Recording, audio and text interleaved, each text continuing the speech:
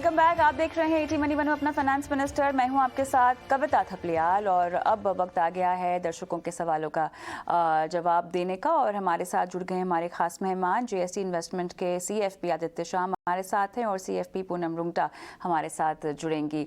स्वागत है आपका आदित्य हमारी इस पेशकश में। सवाल लें उससे पहले जो कल रात को यूएस फेड की जो मिनट्स आए थे उसमें जो तरह का स्टैंड लिया गया था और ब्याज दरों को लेकर जो उनका निर्णय था उस पर हम चाहते हैं कि डिस्कशन कर लें थोड़ा सा और निवेशकों को दर्शकों को ये समझाएं कि कैसे भारतीय बाजार और उनके पोर्टफोलियो से जुड़ा हुआ ये पूरा मामला है। और इसीलिए जब भी हम फाइनेंशियल प्लानिंग की बात करते हैं तो इन सब चीज़ों का इम्पैक्ट आपके निवेश पर पड़ता है, आपके इन्वेस्टमेंट प्रोडक्ट पर पड़ता है। और इसीलिए हमारी कोशिश यही है कि वित्तीय साक्षरता को बढ़ाने के चलते हम ये तमाम बारीकियों से आपको रूबरू कराएं ताकि आप अपने फाइनेंसेस की जो डिसीजंस है वो अपने आप ले सकें और आपको किसी के ऊपर निर्भर ना रहना पड़े। तो जो मिनट्स आए हैं कल फेड की बैठक के उसकी हाइलाइट्स बताइएगा आदित्य। मैम, जो फेड की मीटिंग हुई थी पहले मई में उसके मिनट्स के अकॉर्डिंग ये कहा जा रहा है कि अब यूएस फेड ग्रोथ की तरफ ज्यादा कंसंट्रेशन नहीं करेगा। उनका प्राइमरी टारगेट अब ये रहेगा कि महंगाई यानी कि इन्फ्लेशन को कैसे कंट्रोल में लाया जाए। अब वो ये कह रहे हैं कि उनका जो न्यूट्रल रेट जहां पे यूएस में इन्फ्लेशन 2% के आसपास रहेगा वो 2.4% के आसपास रहेगा और अग्रेसिवली फेड रेट हाइक करता रहेगा जब तक इन्फ्लेशन कंट्रोल में नहीं आता है। ये बहुत बड़ी बात थी, ये मार्केट को पहले से पता है, इसलिए हम देख रहे हैं एक्विटी मार्केट्स में वॉलेटिलिटी है कि उनको समझ में नहीं आ रहा है कि कितने फास्ट रेट हाइक्स होंगे। ये पहली बात। दूसरी बात ये कि भारतीय निवेशकों के ऊपर क्या असर पड़ेगा। पॉइंट नंबर 1, अब हम देखेंगे आरबीआई भी अग्रेसिवली रेट हाइक करेगा। हमने मई के महीने में देखा था उन्होंने रेपो रेट को हाइक किया था। अब जून 9 को जब आरबीआई की अगली मीटिंग होगी 50 से 75 बेसिस पॉइंट का जो रेट हाइक एक्सपेक्टेड है। इससे क्या होगा, जो लोन रेट है फ्लोटिंग लोन्स जो है उनके ऊपर उनका लोन ईएमआई बढ़ेगा और उनका जो आर्को है वो बढ़ता रहेगा। Point number 1। पॉइंट नंबर 2, अगर आप निवेशक हैं डेट म्यूचुअल फंड्स के अंदर तो आपको ये करना होगा कि long duration debt mutual funds है उनमें से बाहर निकलिए, वहां पे इन्वेस्ट मत कीजिए। शॉर्ट टर्म ड्यूरेशन फंड्स या लिक्विड फंड्स में इन्वेस्ट कीजिए, क्योंकि देख लीजिए अब यहाँ से ब्याज दरें बढ़ेगी ही। अगले 2 से 3 साल के अंदर ब्याज दरें मिनिमम 200 से 300 बेसिस पॉइंट बढ़ने की आशंका है। तो फेड के मिनट कुछ सरप्राइज नहीं है, पता था मार्केट को कि आप ऊपर ही जाने वाले हैं इंटरेस्ट रेट्स। निवेशकों को ये ध्यान रखना है उनकी ईएमआई जो है अब यहाँ से बढ़ती रहेगी, तो जितना ज्यादा आप प्रीपे कर पाए वो बेटर है। और डेट म्यूचुअल फंड इन्वेस्टर्स को लॉन्ग ड्यूरेशन फंड से बाहर निकल के शॉर्ट ड्यूरेशन फंड की तरफ जाना है। यूएस फेड की ब्याज दरों में बढ़ोतरी का इम्पैक्ट क्या भारतीय बाजार और भारतीय ब्याज दरें बढ़ने की जो रेट है, जो पेस है, उस पर भी हम पड़ता हुआ देखेंगे आदित्य? आरबीआई गवर्नर ने पहले ही out of turn MPC meeting की थी और पहले आशंका ये थी कि हो सकता है 40 बेसिस पॉइंट का ही हाइक होगा जून 9 को, बट अब आशंका बढ़ती जा रही है कि 50 से 75 बेसिस पॉइंट का हाइक मिनिमम होगा। आरबीआई भी बहुत ज्यादा कंसर्न है कि इन्फ्लेशन 7.89% जो आया था वो कंट्रोल में नहीं आ पा रहा है। तो ये होना ही था। अब आरबीआई जाग रही है और faster pace of rate hike हम बिल्कुल देखेंगे, इसीलिए थोड़ा सा केयरफुल रहिए। नए लोन्स पे भी इंटरेस्ट रेट बढ़ेगा और पुराने लोन्स जो फ्लोटिंग रेट पे हैं वो भी बढ़ेंगे वहां पे ईएमआई। तो इसीलिए मैंने कहा 2 चीजें कीजिए, ईएमआई को प्रीपे करने की कोशिश कीजिए वरना आपकी ईएमआई बढ़ती रहेगी, और दूसरी बात लॉन्ग ड्यूरेशन फंड से बिल्कुल दूर रहिए। चलिए, तो कुल मिला के ये सार निकलता है फेड की बैठक के मिनट्स का और किस तरह से आपके डेट पोर्टफोलियो पे इसका इम्पैक्ट हो सकता है, निवेश के कहाँ मौके हमने आपको बताया। पूनम रुंगटा भी हमारे साथ जुड़ गई हैं। स्वागत है पूनम आपका। चलिए शुरुआत करते हैं दर्शकों के सवालों के साथ और हमारे साथ विशाल मोंगा फोन लाइन पर हैं। विशाल जी। हाँ जी मैम। आपको मेरी आवाज़ आ रही है? हाँ जी बिल्कुल आ रही है मैम। कहाँ से बोल रहे हैं? मैं पंजाब डिस्ट्रिक्ट बठिंडा से। अच्छा, बठिंडा से बोल रहे हैं। सर बताएं, आपने 10 फंड्स क्यों डाले हैं पोर्टफोलियो में? मैडम मेरा एक्चुअली 20,000 पर मंथ एसआईपी का प्लान है, जिसका फ्यूचर प्रोजेक्शन है अराउंड पोस्ट 15 साल के बाद अराउंड 1.5 सीआर का। तो जो नीचे मैंने सिर्फ डाला है, जानना है कि कि ये सिप जो है वो रेलिवेंट है या किसी में से स्विच करना पड़ेगा? तो आपने ये खुद ही बनाया है पोर्टफोलियो? नहीं, मेरे यहाँ पे लोकल जो इन्वेस्टर्स हैं उनकी एडवाइस के बेस पे मैंने ये लास्ट मतलब पिछले जून 20 में स्टार्ट करा था, जब अराउंड निफ्टी 17,560 के आसपास था। अच्छा। तो हाई वॉलेटिलिटी। हाँ जी। आपको लगता नहीं कि आपने बहुत निवेश को रिपीट किया है इतने सारे फंड्स को पोर्टफोलियो में डालकर? मैं वही जानना चाहता हूँ मैडम कि किस फंड को मैं मतलब मर्ज करूं और किससे निकल के किसमें स्विच करूं और किसमें मेरे को बने रहना ठीक है। चलिए आदित्य, 10 फंड की जरूरत होती है क्या 15 साल में 2 करोड़ के लक्ष्य के लिए? सबसे पहली बात तो मैम आपने सही कहा कि इतने सारे फंड्स की जरूरत नहीं है, उसके ऊपर मैं बाद में आता हूँ। सबसे पहली बात तो इन्वेस्टर 20,000 रुपए की एसआईपी कर रहे हैं 15 साल के अंदर। अगर मैं 10% नॉमिनल रिटर्न मानूं तो इन्वेस्टर का अक्यूमुलेशन सिर्फ 83 लाख होगा, तो इन्वेस्टर अपने गोल की तरफ रीच नहीं कर पाएगा। तो अब इन्वेस्टर को क्या करना चाहिए? 2 तरीके हैं। या तो इन्वेस्टर अपनी एसआईपी बढ़ाए, तो इस गोल को कांस्टेंट एसआईपी में 50,000 की अगर एसआईपी करेंगे तो वो रीच कर पाएंगे। अगर वो भी नहीं कर सकते हैं, पैसों की कमी है, तो उनको अपने गोल का ड्यूरेशन बढ़ाना होगा, 20 से मिनिमम 25 या 30 साल करना होगा, दोनों में से एक। तीसरा ऑप्शन ये भी हो सकता है कि इन्वेस्टर हर साल अपनी एसआईपी को 10% से मिनिमम बढ़ाते रहे, बट फिर भी 15 साल में वो अपने गोल को रीच नहीं कर पाएंगे।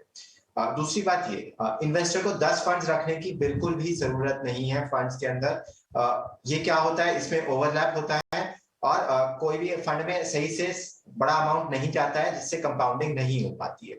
तो मेरे हिसाब से 4 फंड्स जो है जो मैंने रेकमेंड किए हैं, पराग पर एक फ्लेक्सी कैप में 5,000 की एसआईपी, डीएसपी क्वांट में 5,000 की, यूटीआई निफ्टी नेक्स्ट 50 में 5,000 की और डीएसपी स्मॉल कैप में 5,000 की। इन 4 फंड्स में आप एसआईपी को स्प्लिट कर दे इक्वल अमाउंट्स में और इनमें एसआईपी कंटिन्यू रहे।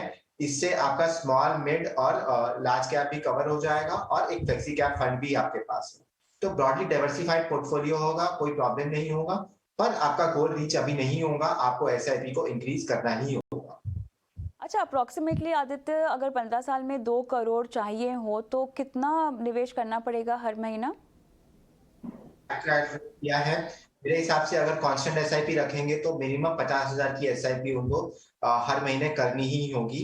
कंसिडरिंग कि ये निवेशक का डबल अमाउंट है, मेरे हिसाब से एक लॉजिकल सोल्यूशन ये रहेगा कि निवेश के टाइम को बढ़ाते और 10 से 15% की एसआईपी को बढ़ाते रहे हर महीने। विशाल, कर पाएंगे ऐसा? 15 साल को आप 20 साल कर सकते हैं? मैम ड्यूरेशन बढ़ सकती है 20 से 25 साल, कोई इशू नहीं है, लेकिन मेरा एक क्वेश्चन यहाँ पे था कि जो मेरे रनिंग फंड्स हैं इनमें से सभी से मेरे को स्विच करके जो सर ने एडवाइस करा है उनमें मेरे को डाइवर्ट होना पड़ेगा।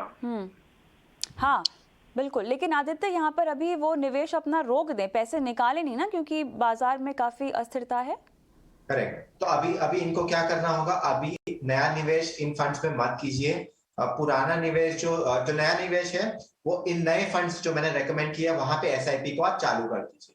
जब आपका ये एसआईपी स्टेबलाइज हो जाएगा, उसके बाद आप धीरे धीरे करके पुराने फंड्स को रिडीम करके इन्हीं फंड्स में उनको एसआईपी रूट की तरह डालें। मैं आपको वार्न कर देता हूं, इस बाजार के अंदर लमसम इन्वेस्टमेंट बिल्कुल भी मत कीजिएगा। धीरे धीरे करके एसआईपी करके ही इन्वेस्टमेंट कीजिएगा। हमने मई के महीने में पूरे महीने में ये देखा है कि बाजार नीचे ही जाता गया है और हो सकता है कि बाजार आगे भी वॉलेटाइल ही रहे। तो मेरे हिसाब से एसआईपी रूट में ही चाहिए, नए एसआईपी को नए फंड्स में कीजिए और धीरे धीरे करके पुराने फंड्स को रिडीम करके उन फंड्स को धीरे धीरे नए फंड्स की तरफ, एसआईपी की तरफ डाइवर्ट कीजिए। विशाल, किश्तों में निवेश कीजिएगा, ठीक है? और कोई सवाल? बस ma'am, thank you. Thank you so much अपना सवाल हमें भेजने के लिए। विनोद सैनी साहब भी फोन लाइन पर हैं। Vinod ji, good evening ma'am. Good evening sir, कैसे हैं, कहाँ से बोल रहे हैं? फाइन मैम, गांधीधाम गुजरात से। क्या करते हैं? मैम प्राइवेट सेक्टर में जॉब कर रहे हैं। अच्छा, बताइए आपने निवेश रणनीति कितने साल पहले बनाई है ये? Ma'am near about 6 to 7 year से मेरा निवेश चालू है। आप इन्हीं 3 फंड्स में? नहीं मैम, इसके अलावा मेरा पोर्टफोलियो है। ये मेरा ELSS का स्कीम था, तो मैं अपना BNP पैरिबास में बंद कर चुका हूँ। अच्छा, आई इन्वेस्ट को and axis long term and मेरा टैक्स सेवर में कंटिन्यूस चालू है मेरा फंड। तो आपने केवल ELSS में ही निवेश किया है या आपके पास इतने सारी ELSS की स्कीम है इसीलिए आप सवाल पूछ रहे हैं? मैम ELSS के स्कीम इतनी ज्यादा है इसलिए सवाल पूछ रहा हूँ, बाकी मेरा रेगुलर इन्वेस्टमेंट बाकी फंड में भी है। अच्छा अच्छा, तो इतनी स्कीम्स की सलाह आपको किसने दी? मैम कुछ सीरियल देख के कुछ अपना सेल्फ किया, कुछ किसी से एडवाइस लिया था। चलिए, तो कुछ टैक्स ज्यादा बचा? 1.5 लाख से ज्यादा बचा? नहीं। पूनम, एक बात तो अच्छी हो गई, एक ELSS से निकल गए देखिए, लेकिन फिर भी इनके पास 3 तो हैं।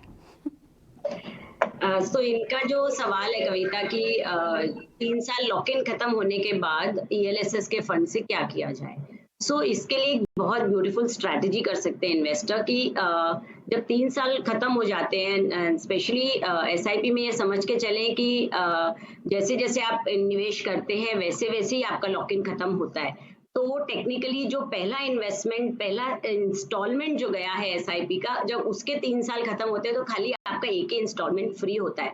तो टेक्निकली 6 साल लग जाते हैं अगर आपको पूरा SIP के ड्यूरेशन से पूरा ELSS स्कीम से निकलना है तो आप इसको बहुत ब्यूटीफुली प्लान कर सकते हैं कि एक ELSS का जब लॉक इन पीरियड खत्म हो जाए तो आप वो सारा पैसा निकाल के, एंड जहां तक मैं समझती हूँ वो जरूर कुछ ना कुछ आपको कमा के ही देगा 3 साल में, उसे निकाल के आप उस साल के फाइनेंशियल ईयर के जो ELSS का रिक्वायरमेंट है उधर वो पैसे पार्क कर सकते हैं।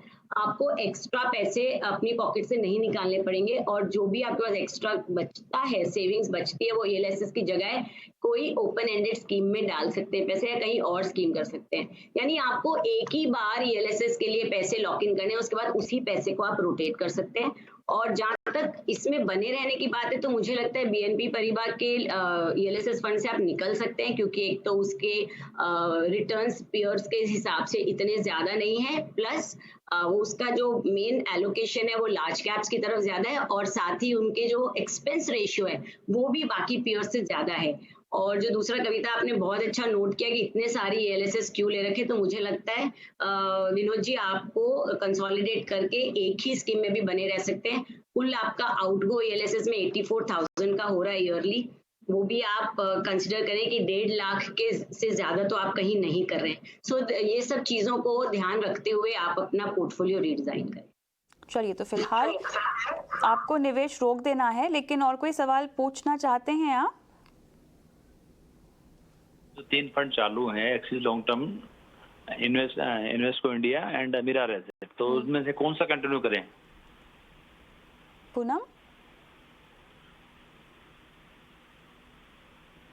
पूनम आप हैं हमारे साथ? हाँ, आप मिराई टैक्स सेवर के साथ बने रह सकते हैं। और बाकियों में निवेश रोक के जो सलाह हमने दर्शक को दी पहले, वही सलाह आप इनको भी देंगी कि धीरे धीरे करके जो जो यूनिट इनके फ्री हो रहे हैं, जिन जिन SIP इनका 3 साल पूरा हो रहा है, वो निकालें एक एक करके? एब्सोल्युटली, जो लॉक इन से फ्री हो रहे हैं उस पैसे को स्लोली आप रीडाइवर्ट कर सकते हैं टैक्स सेवर की ELSS की तरफ, ताकि आपको और उसमें निवेश करने की जरूरत ना पड़े। और अगर आप ऐसा नहीं चाहते तो बने भी रह सकते हैं, क्योंकि स्कीम कोई भी बुरी नहीं है। चलिए सैनी साहब, बदलाव कीजिएगा अपने पोर्टफोलियो में जो आपको सलाह दी गई है। JP मिश्रा साहब फोन लाइन पर हैं हमारे साथ। Mishra ji, good evening ma'am. Good evening, कैसे हैं? बढ़िया मैम। कहाँ से बोल रहे हैं? मैम दिल्ली से बोल रहा हूँ मैं। दिल्ली से बोल रहे हैं। गर्मी से तो आपको राहत मिल गई है ना? यस मैम, 2-3 दिन से तो राहत है।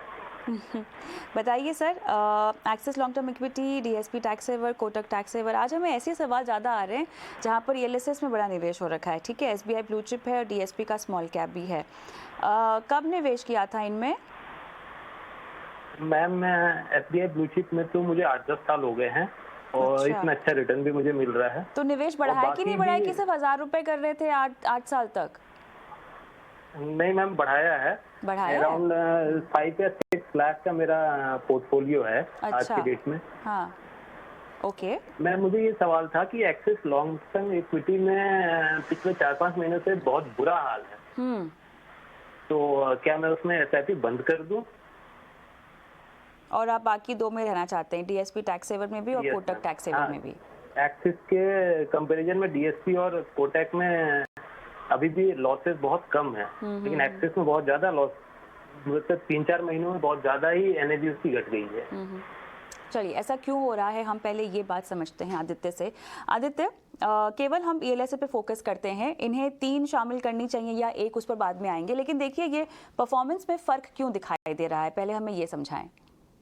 मैम, एक्सिस का जो फंड है उसकी जो पोर्टफोलियो स्ट्रेटजी है वो कॉफी कैन पोर्टफोलियो है, जिसके अकॉर्डिंग वो हाईली क्वालिटी कंपनीज को बाय करते हैं और उसके बाद वो उसके ऊपर बहुत लंबे टाइम तक बैठे रहते हैं।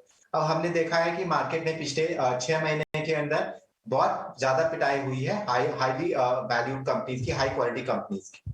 तो ये हर एक फंड की अलग अलग स्ट्रेटजी होती है और हम टाइम नहीं कर सकते कि कब फंड आउट परफॉर्म करेगा या कब फंड अंडर परफॉर्म करेगा। अगर आप लॉन्ग टर्म इन्वेस्टर हैं तो मेरे हिसाब से एक्सिस लॉन्ग टर्म इक्विटी अच्छा म्यूचुअल फंड है। वहां पे अभी थोड़ा सा अंडर परफॉर्मेंस आगे चल के भी 6-8-10 महीने में आएगा, बट लंबे नजरिए के हिसाब से ये अच्छा टाइम है अक्यूमुलेट करने का उस फंड को। इस टाइम पे आपको उस फंड को बंद नहीं करना चाहिए मेरे हिसाब से। फंड में आउट परफॉर्मेंस और अंडर परफॉर्मेंस तो लगे रहता है। हम as a mutual fund investor उसको टाइम नहीं कर सकते और इसीलिए हम SIP करते हैं, ताकि जब फंड ऊपर जाए तो हमें बेनिफिट मिले परफॉर्मेंस का और जब फंड नीचे आए तो हमें बेनिफिट मिले ज्यादा यूनिट्स का। तो मेरे हिसाब से उस फंड के अंदर कोई खराबी नहीं है। हाँ, अंडर परफॉर्मेंस है और अंडर परफॉर्मेंस अगले 6-8-10 महीने में भी बिल्कुल रहेगा। तो आप बताएं कि इन्हें क्या बदलाव करना है। अब मेरे हिसाब से इनके पास बहुत सारे टैक्स सेवर फंड हैं। इतने टैक्स सेवर फंड्स की बिल्कुल भी जरूरत नहीं है। मेरे हिसाब से या तो आप कोटक के टैक्स सेवर में रहिए या तो आप DSP के टैक्स सेवर में रहिए, पहली बात। दूसरी बात, टैक्स सेवर के अलावा भी इनको और फंड्स के अंदर जाना चाहिए। मेरे हिसाब से DSP स्मॉल कैप, पराग पारिक फ्लेक्सी कैप और UTI निफ्टी नेक्स्ट 50 के अंदर भी जाना चाहिए। और जब सवाल आया था तो मेरे हिसाब से ये 8,000 की जो SIP कर रहे थे उनमें उनको 2 करोड़ का उनका टारगेट था। मेरे हिसाब से ये 8,000 की SIP में वो 2 करोड़ का टारगेट अचीव नहीं कर पाएंगे अगर उन्होंने 10% का रिटर्न मांगा तो। मेरे हिसाब से उनको मिनिमम 25,000 की SIP करनी होगी हर साल, तो वो 2 करोड़ के टारगेट को रीच कर पाएंगे। तो अगेन वही जो मैंने पहले इन्वेस्टर को कहा था, या तो टाइम होराइजन बढ़ाइए या तो SIP को बढ़ाइए। मिश्रा जी, कोई सवाल? जी नहीं, थैंक यू मैम। धन्यवाद सवाल पूछने के लिए। सतनाम सिंह जी फोन लाइन पर हैं हमारे साथ। नमस्कार सर। नमस्कार मैम। कैसे हैं आप? बिल्कुल मैडम, बढ़िया हूँ मैं। सर ये बताएं, आपने सारे एक्सिस के ही फंड्स क्यों डाले हैं पोर्टफोलियो में? मैडम, मैंने ना एक्सिस बैंक में मेरा सैलरी अकाउंट है और वहाँ पर मेरे गाइड मैनेजर थे और उनके कहने पर मैंने ये पोर्टफोलियो लिया। वैसे मैंने भी सर्च किया और इसमें मेरे को ये बेटर फंड लगे। अच्छा, तो अब अभी खबरें पढ़कर आपको टेंशन हो रही होगी? नहीं, खबरें पढ़ के मेरे को टेंशन नहीं। मैं 3-4 साल से इन्वेस्टेड हूँ और मेरा थोड़ा एक्सपीरियंस बना है। मैं इतना टेंशन में नहीं हूँ, लेकिन मैं जानकारी लेना चाहता हूँ कि ये फंड बढ़िया है, इसको मैं कंटिन्यू कर सकता हूँ। अच्छा किया आपने अपना सवाल हमें भेजा है, क्योंकि आपके जरिए वो तमाम दर्शक जो कि एक ही फंड हाउस के फंड्स पोर्टफोलियो में शामिल करके रखते हैं, उन्हें भी समझाइश मिल जाएगी। पूनम, रणनीति कहाँ गलत है इनकी? कविता, ये जब हम डाइवर्सिफिकेशन की बात करते हैं पोर्टफोलियो में, तो हम ना ही सिर्फ कैटेगरीज ऑफ फंड में डाइवर्ट करने को कहते हैं, बल्कि diversification in the fund house भी बहुत जरूरी है। अभी जो न्यूज़ेस चल रही हैं, जैसे एक्सिस म्यूचुअल फंड में एक छोटा सा कुछ किस्सा हो गया जिसकी वजह से एक्सिस के सभी फंड्स में इन्वेस्टर्स थोड़े पैनिक हो गए। तो जब आप एक ही फंड हाउस में इन्वेस्टेड रहते हैं तो आपके पूरे पोर्टफोलियो में उसका असर आ जाता है। तो इट इज बेटर कि आप हर कैटेगरी का फंड मतलब अलग अलग AMC में लें जो उस AMC का बेस्ट फंड परफॉर्मिंग हो। जैसे आपने जो कैटेगरीज चुनी है वो चारों बहुत अच्छी हैं आपके पोर्टफोलियो के लिए। आपके पास ब्लू चिप है, फोकस फंड है, स्मॉल कैप और मिड कैप, चारों डिफरेंट कैटेगरीज के फंड है। अब जरूरत है आपको डिवर्सिफाई करने की AMCs में।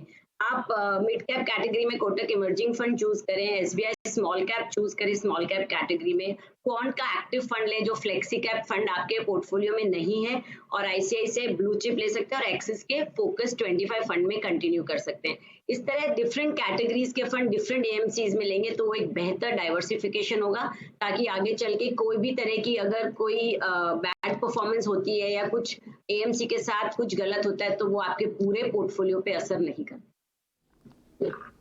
सतनाम जी, मैम कोई और सवाल पूनम को? मैडम मैं ठीक है, आपकी जानकारी से संतुष्ट हुआ हूँ। तो इसको मैं जो फंड कंटिन्यू कर रहा है एक्सेस एएमसी का ब्लू चिप फंड, ठीक है, इसमें से कौन कौन सा फंड जो कंटिन्यू मैं कर सकता हूँ वो मेरे को बता दें। अब एक्सिस का फोकस 25 कंटिन्यू करें और बाकी सब आप शिफ्ट कर देंगे तो बेहतर होगा। चलिए, बहुत बढ़िया। उम्मीद करते हैं कि आपको सलाह समझ में आ गई है, लेकिन अगले कॉलर की ओर जाएं जो कि हमारे शो के आखिरी कॉलर होंगे। उससे पहले निवेश के गुरु मंत्र जान लेते हैं।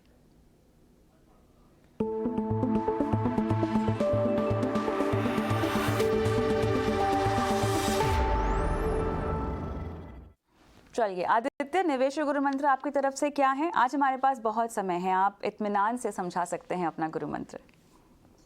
मैम, आज का जो निवेश का गुरु मंत्र है वो मार्केट्स के लिए बहुत ज्यादा रेलेवेंट है। हमने देखा है पिछले 3 महीने के अंदर मार्केट में बहुत ज्यादा वॉलेटिलिटी आई है और कई small cap mid cap funds में 15 से 20% का ड्रॉडाउन भी हुआ है। तो यहाँ पे मेरी सिंपल सलाह ये रहेगी, अपनी एसआईपी के साथ बिल्कुल भी टिंकर मत कीजिए, अपनी एसआईपी को कंटिन्यू रहने दीजिए। तो स्मार्ट, डिसिप्लिन और सिस्टमैटिक इन्वेस्टर होता है वो ही लंबी अवधि में पैसे कमाता है।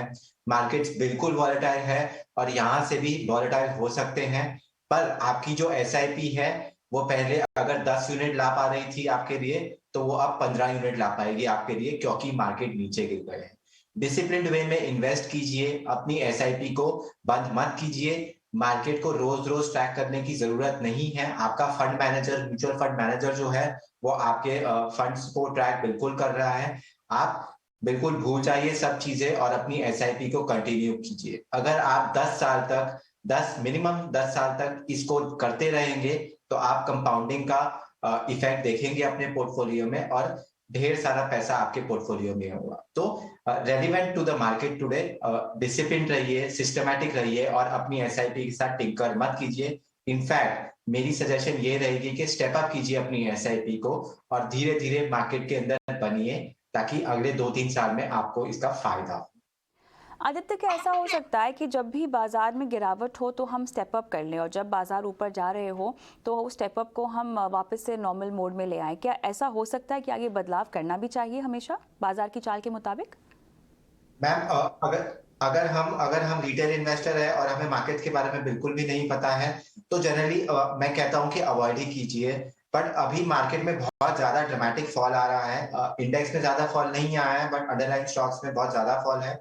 तो मेरे हिसाब से आप अभी के लिए कुछ 6-8 महीने के लिए स्टेप अप करेंगे तो बेटर रहेगा। 6-8 महीने बाद जब मार्केट स्टेबिलाईज हो जाएगा तब अपने एडवाइजर से एडवाइस देके अपने एसआईपी को रिवर्ट कर सकते हैं। बट मेरे हिसाब से अगले 6 से 8 महीने में एसआईपी को स्टेप अप करेंगे तो बेटर रहेगा। बट मेरा ब्रॉडर मैसेज ये है कि बहुत सारे रिटेल इन्वेस्टर्स होते हैं, वो जब मार्केट ऊपर जाती है तो एसआईपी करने के लिए आ जाते हैं, बट जब मार्केट नीचे जाती है तो वो एसआईपी को बंद करते हैं डरते डरते कि हमारे पैसे कम ना हो जाए।